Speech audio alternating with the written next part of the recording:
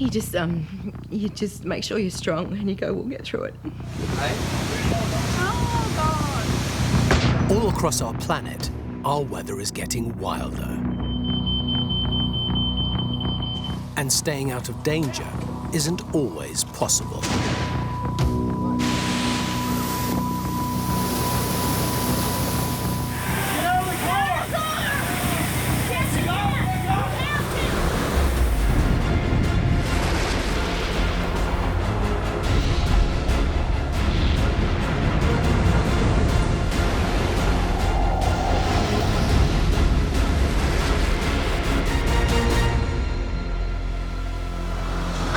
World's Wildest Weather. Catastrophic weather events from around the world. Yes! Filmed on camera by those caught up in the disaster. Everywhere. Expert meteorologists explain the causes behind extreme events and show us why our weather has become so dangerous. Every year, out-of-control weather wreaks destruction all over our planet. And alarmingly, weather events on a massive scale are showing no signs of slowing down. In the state of Maryland, USA, the historic town of Ellicott City, founded in 1772, was home to the first commercial railroad in the country. A region prone to flooding from the Patapsco and Tiber rivers, it suffered its first devastating floods over 200 years ago. In 2016, only 5 years after the last floods, devastation was about to strike once again in what experts have described as a once-in-a-thousand-year event.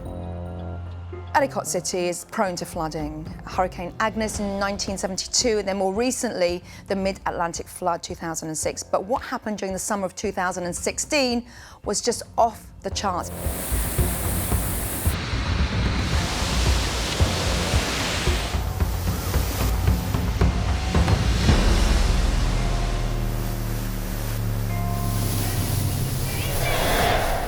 That particular day, I wasn't supposed to be at the gallery, but my wife was feeling ill, so she went home and I came and covered for her.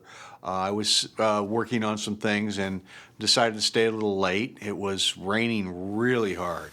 I mean, it was really coming down, and I thought, well, I'll hang out for a while and see if it slacks off a little bit before I walk up to the car. I walked out front and looked at it coming down. It was really raining hard. And shop owner, Caldoon, across the way, he was out there looking at the street, and we looked at each other and went like, wow, this is really coming down. So the bigger picture, a lot of warm, moist air coming in from the Atlantic, and then another set of winds which pushed across from the southeast, and they met in the middle, a convergence line. Along with that, we had a high level of cape, which is really the potential or the buoyancy for air to rise rapidly into the upper atmosphere. And that really is like a rocket boosting the air right up to the top of these clouds, and these clouds were thunderstorms. So the winds carry off the old thunderstorms and they're replaced by new ones in the same area. And that's the reason why rainfall amounts were just off the scale. So right around 6 p.m., I sent one employee home. He was wrapping up, and then probably a little bit after 6 o'clock, there was a quick lull in the rain. Still heavier rain, but enough for my employee to get out. So he ran up to his car, got out of town. It was raining pretty hard, and there was water in the street, and that never happened in Ellicott City before. This time was different. We got what's called flash flooding, where the water was actually in the street. Flash flooding can come under so many different scenarios. A huge amount of rain in a very short period of time where the land can't cope, or where the land is saturated already and weather systems sit over a particular place for hours and hours, if not days. In the case of Ellicott City, we had pretty much both things. So we had convergence lines, a lot of rain in a short space of time, but then the rain kept on going for hours and hours. It had covered the whole street all the way across, and when it came up above the curb, that's when I really started getting concerned. Ran up to the parking lot as quickly as I could, hopped in my car, and started heading home. I got maybe about another 10 minutes up the road and decided to turn around as the rain kept coming harder and harder, and decided that it's best to check on my shop. I got back to the shop and started prepping dehumidifiers and fans. As I was setting them up, the water kept coming in, and it went from maybe 1/4 inch, 1/2 inch. And at that point, some of the fans started picking up, falling over and floating. I got concerned, and so I thought, well, I'll go down and, just be sure the basement's okay, because that's where our shop is. That's where all our framing equipment is. And I went down into the basement, and I was shocked that the water was actually coming in and had gone over my flood walls.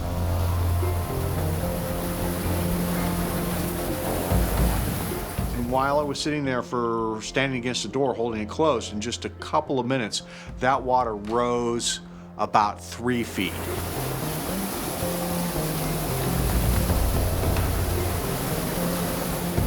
The door burst open. I couldn't hold it anymore. It knocked me back, and this wall of water went into our basement.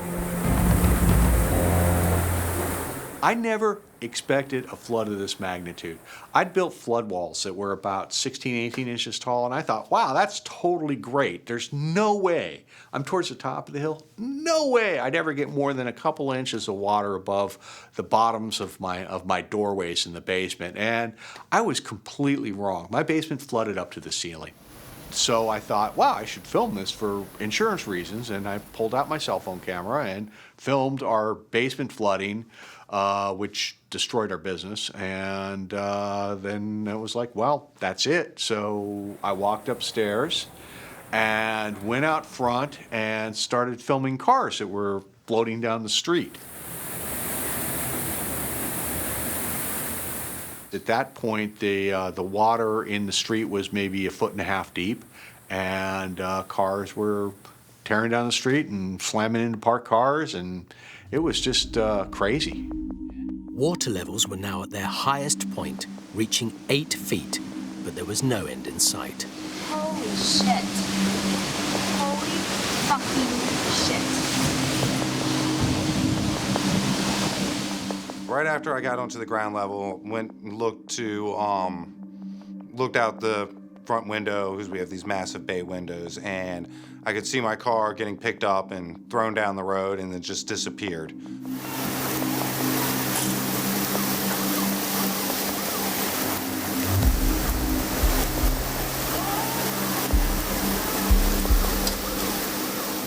I was filming cars that were floating down the street, and I just started filming Jamie's car just like any other car.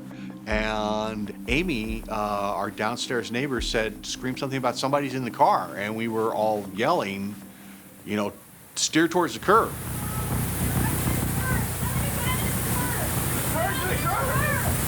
She managed to steer right towards the curb, and her car stopped floating right in front of our shop. I wanted to be able to help them, at least kind of try to guide them and communicate with them. As it was so loud with the water, the rocks underneath it, you could barely hear 5 feet from you. So I wanted to get closer to talk to her to see if we can try to get her out of that car quickly.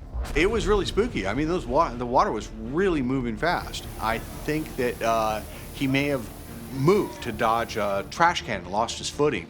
And he went down and disappeared. He was gone.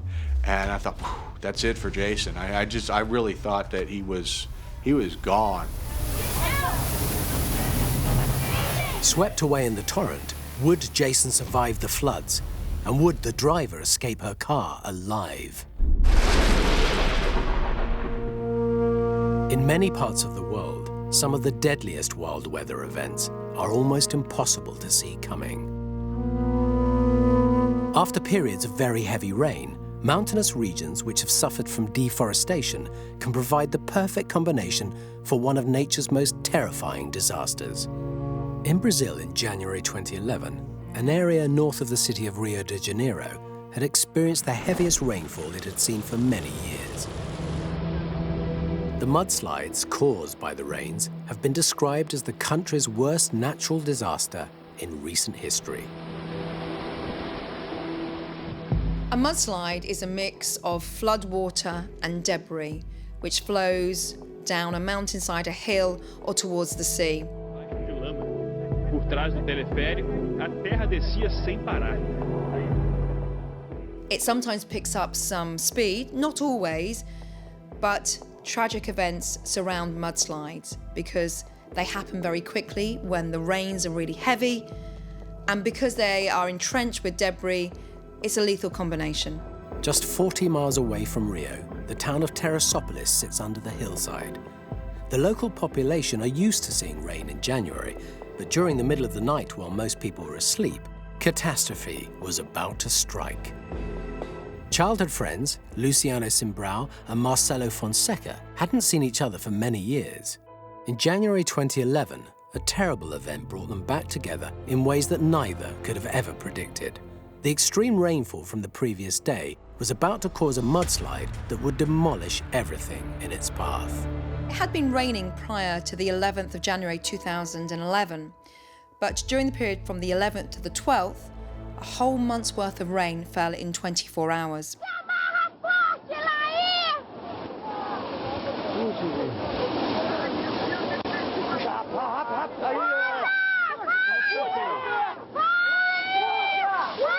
The hardest hit region was about 40 miles north of Rio, where they saw 26 centimetres of rain in that short period of time. As forecasters, we like to attribute this extreme weather event to what's happening around the world. And in fact, during this time, there was a La Nina. Conditions were very dry along the western side of South America. And this really creates a sort of a seesaw effect. So on the eastern side, where Brazil is, particularly Rio, we saw a lot more rain. But we can actually hone in much more localized as well. Through the day, there was an offshore breeze. The breeze was coming from the land towards the sea, but through the afternoon, an onshore breeze kicked in as temperatures reached their maximum. So the breeze turned round, picked up some moisture from the sea and pushed inland. So there was a clash of two different winds, one coming from the land, one coming from the sea. And this is what we call a convergence line. And where these two flows of air collide, that's where you get cloud, that's where you get storms, and that's where you get torrential rain. Na véspera, por volta das 6, 7 horas da tarde, eu vi a formação das nuvens por toda a cidade, nuvens pesadas que anunciavam que uma grande chuva estaria vindo, mas enfim, era janeiro e isso é normal naquela época do ano. Por volta das 22, 23 horas da noite do dia 10 de janeiro de 2011, a chuva que gerou a tragédia da madrugada do dia posterior teve início. Eu morava em Pimenteiras, na casa dos meus pais, e o fato ocorrido comigo foi no Espanhol, na casa da minha irmã. Por um azar do destino, naquela noite, ele estava dormindo na casa da irmã dele, que tinha viajado. Convite dela, ele passava a noite naquele bairro, no bairro do Espanhol, que é um bairro vizinho ao meu. This aerial footage shows the devastation from torrential rains and mudslides in a mountainous region about 40 miles north of Rio de Janeiro. Hundreds have died, and Brazilian authorities fear the death toll will go higher as rescuers reach remote areas looking for survivors. But out of the tragedy, there was one story of survival that would defy all odds. In Maryland, America, Jason Barnes had been swept away by a raging river that had formed due to flash floods while trying to rescue a woman trapped in her car. It was an incredibly powerful moving water. I've never really felt water like that before in my life. Even the buckets at amusement parks that they drop on you, those huge ones. I saw it pick up my car, which was 5 times bigger than her car, and just take it down the river without a second thought. I didn't think she would have much of a chance in a bug. So, I mean, how quickly it threw me 30 feet down the road was amazing.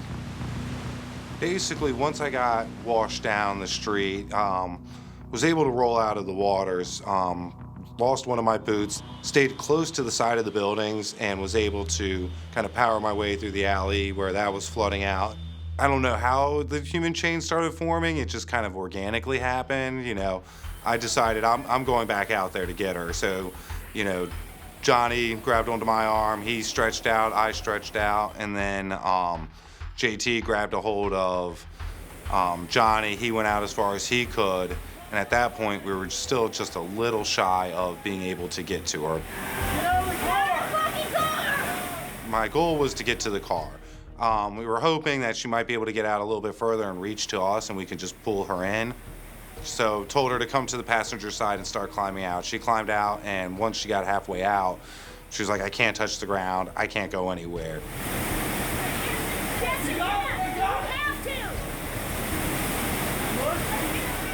I decided to let go. I felt I might be able to, make a quick couple steps to be able to hold on to the car. Come on! You got it! Almost wiped out again and was able to grab a hold enough of the parts of the car to stay afloat and be able to grab her from outside the window.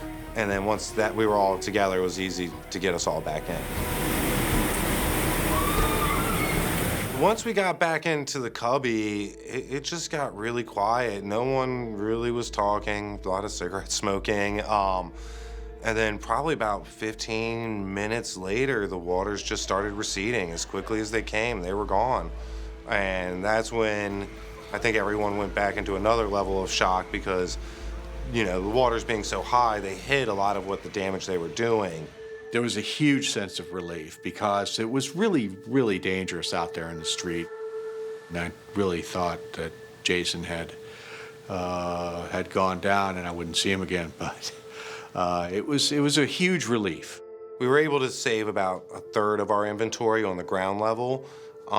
That was about a couple inches off the ground, but I'd say we lost about 2/3 of everything that night. The total damage to Ellicott City was estimated to be over $22 million. 90 businesses were lost and over 100 homes destroyed. Tragically, 2 people lost their lives. Our gallery frame shop, which is where we have $85,000 worth of equipment, was completely destroyed when I came back to the gallery and just saw how, what we'd worked so hard to build was just like wiped out. After only 3 hours of flooding, the recovery took months, and the effects are still felt today. For the town of Teresopolis, the aftermath of a month's rain falling in just one day was about to bring devastation to the local people. Era uma tempestade de proporções dantescas e eu pude ver o início dos problemas começarem a surgir no centro da cidade, quando as 2 pistas principais da cidade começaram a inundar. Eu lembro que eu fui dormir cedo, porque eu estava muito cansado, E acordei por volta de 3h20 da manhã, mais ou menos, com um barulho, do cachorro arranhando a porta. E levantei, acendi a luz e não tinha luz, Fui no interruptor, não tinha luz. E o cachorro entrou e jogou lama para tudo quanto foi lado e eu estranhei aquela água. Mudslides can happen very quickly after heavy rain, particularly down a mountainside or a hillside where there's not enough trees to absorb that volume of water. And that's when people are taken by surprise, and that's when disaster strikes. Mas nisso, de tarde, eu lembro que tinha dado uma chuva muito forte. The next thing Marcelo remembered was waking up in pitch darkness with no idea what had happened. Unable to move a muscle, he soon realized that he was not only trapped, but that he was buried alive. Isso que eu estava soterrado ali, Os primeiros momentos que passam, Foi momento de angústia, momento de solidão e de desespero. A palavra é essa. As rescuers frantically tried to reach him, buried under 4 meters of mud and debris, the rest of the town was pulling together in solidarity. And remarkably, his friend Luciano was recording the rescue efforts as they unfolded, and with no idea who they were trying to save.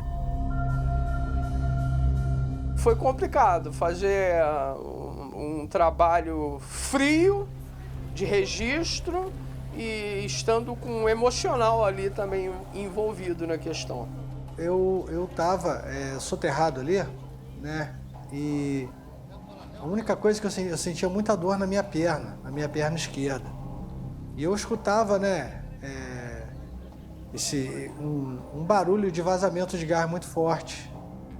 E o cheiro também muito forte.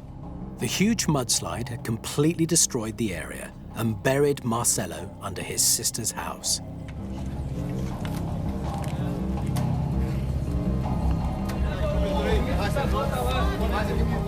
Eu pude, né, eu estava meio apavorado, respirando apavorado, e de repente eu escutei uma voz falando comigo, respira devagar. E nesse momento eu respirei muito devagar. Foi aí que eu senti que o Senhor estava falando comigo. E eu pude ter calma, pude ter serenidade para mim poder ser resgatado naquele momento. Eu não sabia quanto tempo que eu estava ali. Eu sabia que eu estava há muito tempo, só não sei relatar o tempo que eu fiquei. Miraculously, Marcelo had survived for more than 16 hours, trapped deep under the rubble. Mas isso para mim parecia uma eternidade ali dentro. Quando eu percebi que o pessoal queria me resgatar mesmo, né, que eu descobri assim por mim, né, que eu achei, foi quando eu escutei pessoas falando, o motor a diesel, helicóptero. Eu só me dei conta que se tratava do meu amigo de infância quando eu vi a sua mãe e a sua irmã desesperadas chorando ali no Espanhol.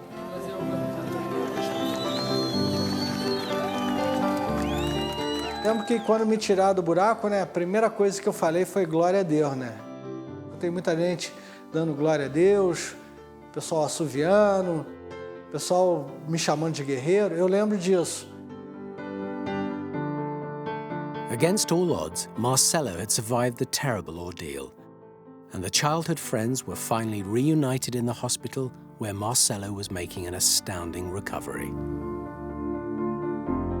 The catastrophic floods and landslides had led to over 900 fatalities and left 14,000 homeless, making it one of the worst weather-related disasters in Brazilian history. In 2009, from January until March, weather conditions caused a series of bushfires to rage across Australia's state of Victoria. Here it comes.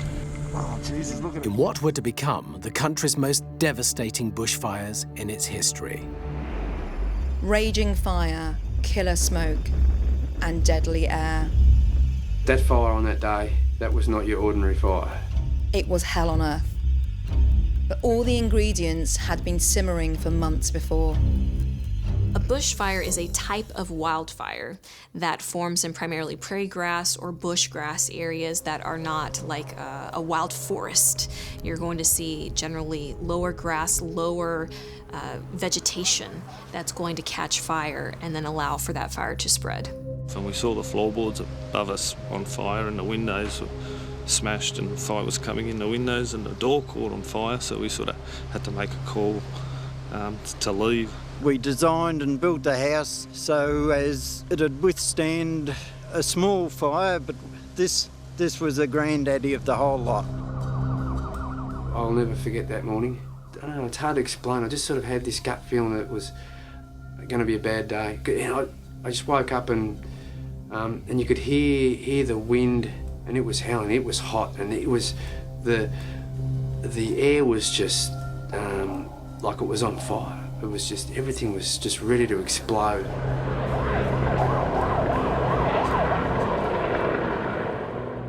This part of Victoria, they'd been suffering from drought for around 12 years, and it was a very intense drought.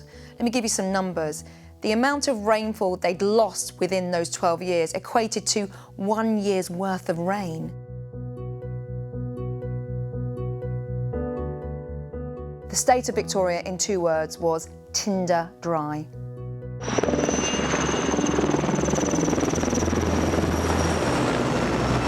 It was one of the worst and severe hydrological droughts in the nation's history.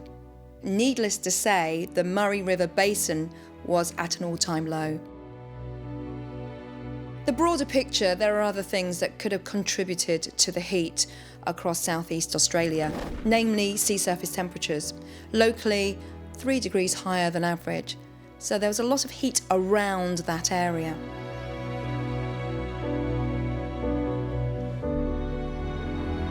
Someone has to be there and do the recovery and and no matter who it is, you're only human and you're going to be traumatised. because of what you're subjected to. Soon that summer, the temperatures became record-breaking. That part of Australia, Victoria, is not known for really high temperatures. It's in the southernmost part of the country. However, during this summer, temperatures soared. On the 29th of January, Melbourne Airport didn't get below 30 degrees Celsius. The air was choking with heat, and it was a very dry heat as well. And further temperature records were broken. In fact, the day the fires started, there was a peak temperature of an amazing and incredible 48.8 degrees Celsius. As you can see, our little fridge thermometer, which is just sitting on the rubbish bin in the shade, has blown itself. Living and breathing temperatures of 48.8 degrees Celsius, well, people die in that type of heat through heat stress. It takes a long time to acclimatise to that type of high heat. I think I'm going to go back inside before I faint of heat stress myself. Temperatures were 23 degrees above average. That is just almost impossible. So 48.8 degrees Celsius in old money is 120 Fahrenheit. Imagine 1,000 hairdryers just blowing in your face. That's how it would have felt. Did you get an update on the weather forecast? Negative at this stage. I'm having communications difficulties, but we've had a wind change back at some stage to the northeast, northwest. No one knew the scale of the catastrophe about to happen.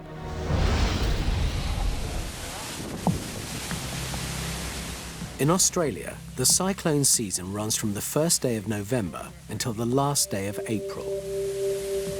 Cyclones have occurred in the northeast of Australia for thousands of years, but for the last half a century, scientists at Australia's Bureau of Meteorology have warned that not only has rainfall increased, but that ocean temperatures have warmed and sea levels have risen. This rise in sea levels means that tropical rains now also bring with them a high risk of floods, reaching sudden and lethal levels known as storm surge. Cyclones happen because of changes in pressure and changes in temperature. Broadly speaking, across the globe, obviously the poles are colder than the equator. So that is, at the highest scale, what's going to drive the difference in air masses and lead to different wind patterns. Remember, differences in temperature are going to lead to what we call pressure gradients, changes in pressure over distance.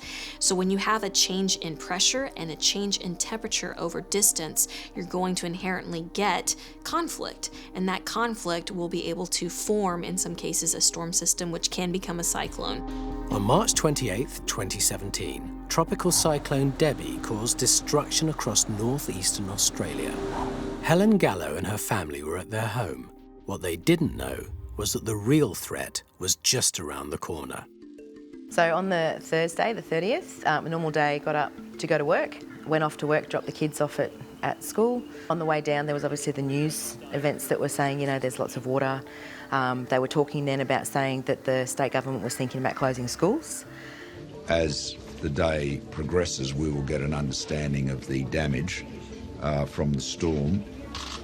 We have put in place enormous preparation for this. On the way back home, one of the roads down here, which always floods, has already got a little bit of water over it, so the cars couldn't get past through Beenleigh area. And then got home and just did preparation, had a look on the BOM website, and any updates there was, you know, how bad's the water going to get, you know, what's the significance of what we're going to be working with. We can feel it, we can see it, and you can probably even hear it as these wind gusts are really starting to pick up. Now, the biggest concern here is the tidal surge that is coming in, and that is why that emergency alert was issued late this afternoon. So just a typical day, went around the property, started tidying up a few things to make sure there was no loose articles, made sure all the animals were okay, and pretty much the kids and I were just at home. Underestimating the force of nature is the biggest mistake people and weather forecasters make. With these huge cyclones, Even though the winds may ease, the rain can keep on coming because there's so much energy entrained in the system. And Debbie formed just to the south of Papua New Guinea.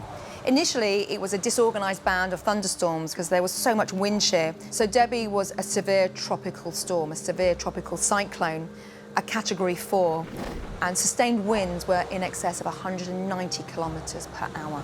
The ex-tropical Cyclone Debbie had already come down the coast, and there was a significant amount of rainfall falling in the catchment areas of the Logan and Albert rivers. There was a real concern that the rivers were rising, and a number of residents potentially could have had their houses inundated. Once we'd had the team together, we went out and we did storm damage jobs, which was temporary roof repairs, window repairs, sandbagging. After we'd finished that for the evening, I'd gone home for the night. I think we finished at around 9 o'clock at night, and then we called it a night from a storm damage point of view. So there was my father-in-law, myself and my 2 children. We were here on the property. There was an update that came through that said there was going to be major flooding.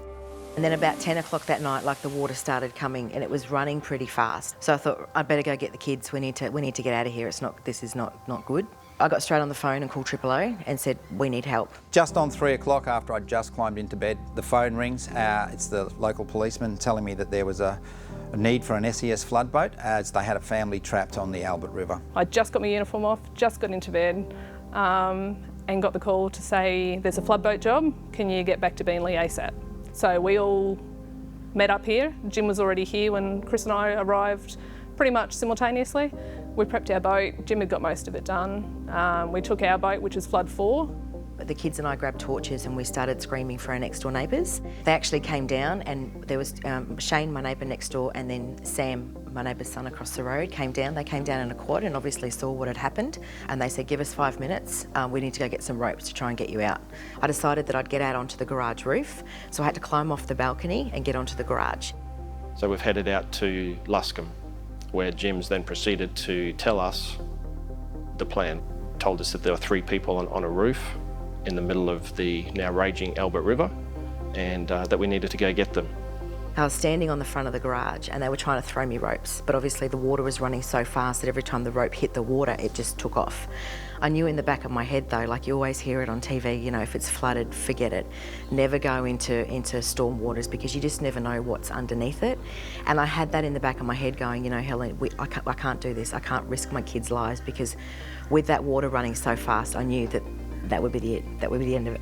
The Commissioner has been wanting to get across all through the afternoon and into the night, is at this late stage to make sure you keep an eye not only on yourselves but on your neighbours, and sometimes those links in the community can be the ones that can make a big difference. Shane was on the phone to 000 saying, look, we need more assistance because the water is rising so fast, there's so much pressure of water, because you could hear the roller doors under the house just crumpling with the pressure of the water.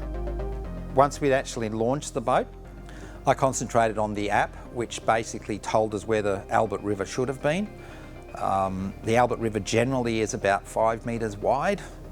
At this stage, it was probably somewhere around about 200-300 metres wide. There was this noise on the garage that we were standing on, and all of a sudden I saw Xander's foot just drop. And I just went, okay, we need to move. And all of a sudden, it just fell underneath my feet, and I just fell and just grabbed the top part of the roof where the gutters, the top of the roof meets. And Xander and Sienna just grabbed both of my arms and just pulled me up because it had just collapsed straight underneath me with the pressure. Just when Helen thought the worst was over, what came next, no one could have predicted. Back in 2009 in South Australia, the Black Saturday bushfires were about to strike. Synoptically, we've got a huge area of high pressure across Tasmania, and that's driven in lots of very, very dry and very warm air from the centre of Australia. The air is dry, the air is dusty, and the winds are strong. In fact, on the 7th of February, the wind had picked up significantly to 100 kilometres per hour. So that's not much below cyclone status. Not only wind, not only fuel load and moisture, also humidity levels. Now, humidity was very low that day, the amount of moisture in the air, but in fact, it dropped from 34% to a staggering 2%. Pretty much life on Mars. So the conditions were oppressive in themselves. 48.8 degrees Celsius, storm force winds, and everything arid and dry. The winds reached their peak around noon that day, and that's when the fires started. Can deploy this individual whenever the settles down if you don't know it's up ahead there. So two key things which really encourage bushfires is the fuel load and moisture content. So we're talking, well, a lot of trees and bushes in the area, and they were very dry because of a drought for so many years.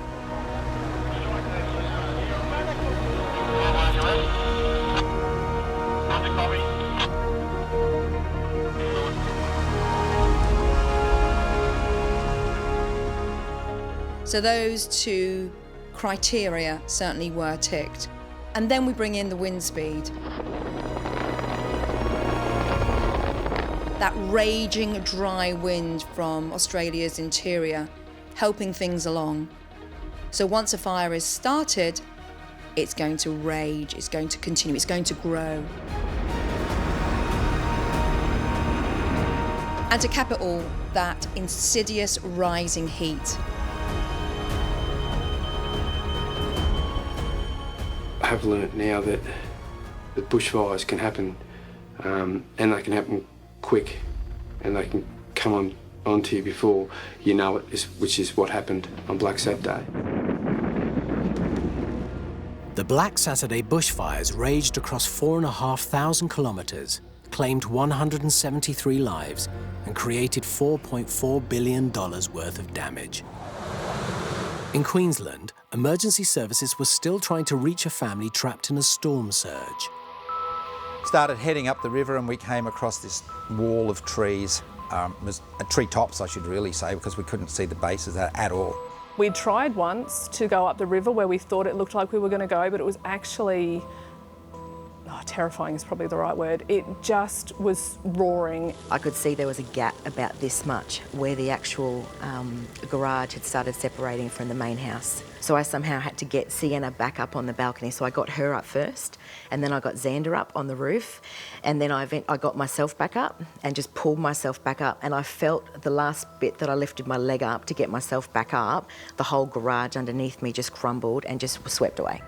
So I phoned back 000 and I said, look, we are in dire straits. Like the garage is just gone. The house is starting to all fall apart underneath because there was just trees and just debris just hitting the house, and you could just feel it vibrating. Claire's lit up the area really well.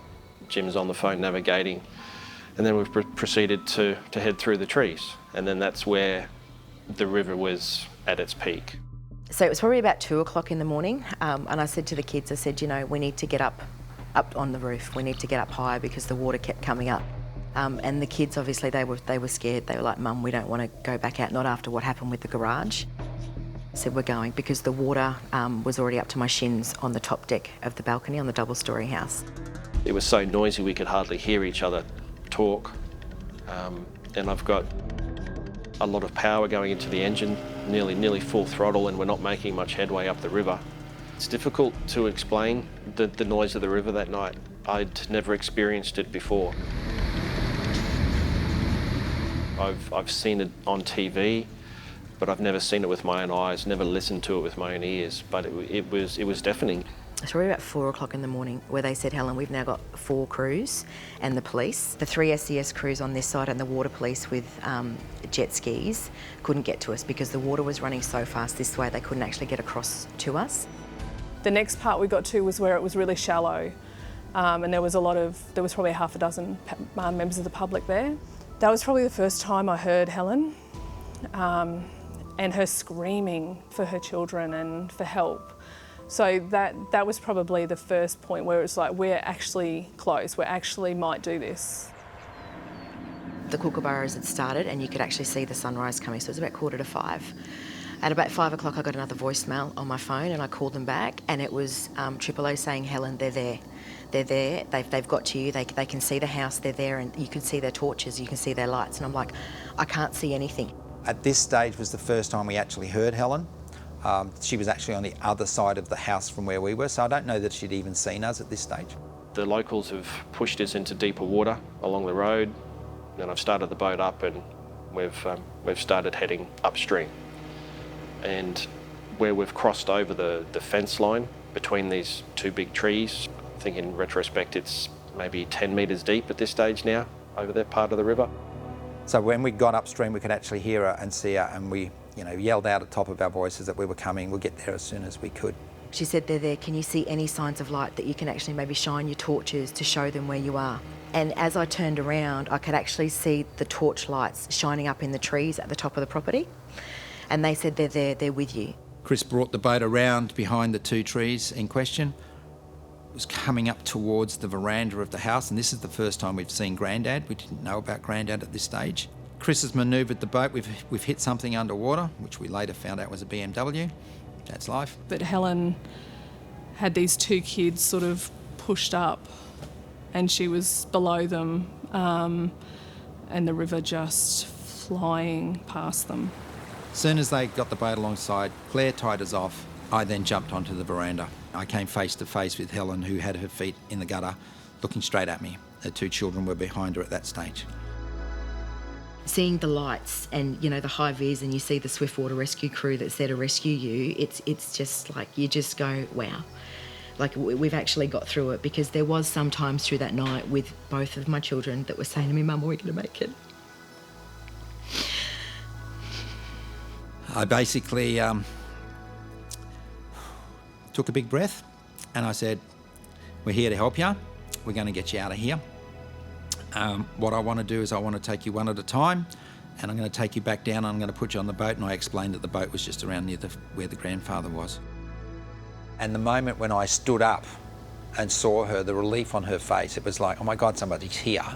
That was just amazing for me, and I'll never forget it.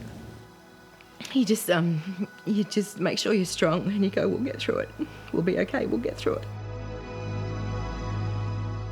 We've got out of the boat because I think we were pretty keen to step onto dry land for a little while. By then the sun was starting to come up. It was finished and everyone actually was okay, and our first rescue, we managed to successfully get them off the roof and to shore, and no one was hurt. It was just amazing.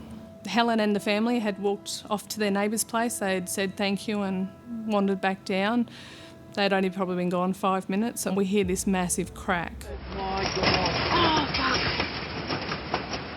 Holy shit, that house is just taking out the other house.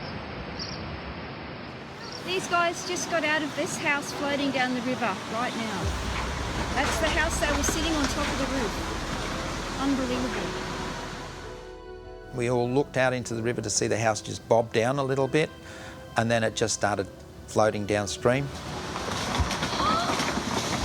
Jesus Christ. I just saw this big brown thing just moving, and you sort of look twice at something and just go, is that really what am I actually seeing what I'm seeing?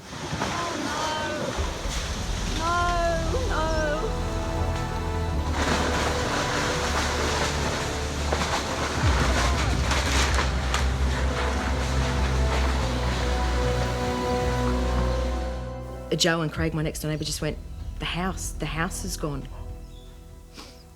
It's just picked up and it's gone.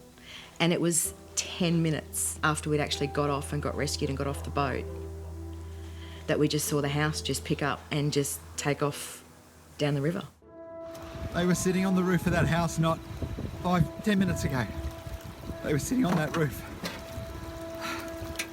There was too many what ifs, what if we were still attached? What about if we hadn't got there? And hearing Helen calling out for her children's safety and then seeing that house disappear, it just makes you think it would have been a disaster. It would have not ended well. No one could have really survived that. We are so, so lucky that there was someone looking down on us, that night.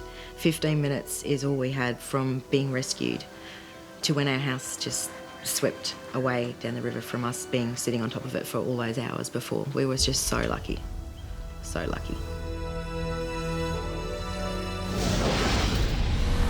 Next time on World's Wildest Weather, a typhoon in the Philippines brings a hotel to its knees, heart-stopping rescues from UK floods, and and devastating wildfires in Kansas.